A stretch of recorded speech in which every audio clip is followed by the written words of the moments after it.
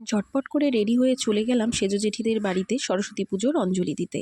ওই দেখো আমাদের পুরোহিত, মানে এটা কিন্তু আমার ভাগনা হয়, সেই ভাগনা চলে এসছে পুজো দিতে, আর আমরা সবাই মিলে বসে পড়লাম পুজোয়।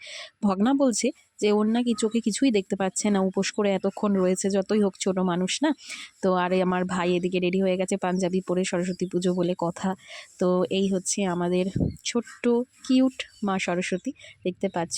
ভাগনা তো মন্ত্র পড়ছেই, তার সঙ্গে সঙ্গে মামা পাশে বসে যে কী করছিল সেটাই তো বুঝতে পারছিলাম না। আর এই দেখো এদিকে আমাদের অঞ্জলির প্রক্রিয়াও শুরু হয়ে গেছে। অঞ্জলি আমরা সবাই মিলে দিয়েছি, আমি, ভাই, জেঠি, বোন সবাই মিলে অঞ্জলি দিয়েছি। এইবার সবার প্রণাম করার পালা ঠাকুরমশাইকে। দেখো ভাই তো প্রণাম করে ফেলেছে, এইবার আমার বোন প্রণাম করছে, এইবার সেজো জেঠি প্রণাম করছে ভাগনাকে, মানে আমার ভাগনা হয়। তারপরে আমার পালা।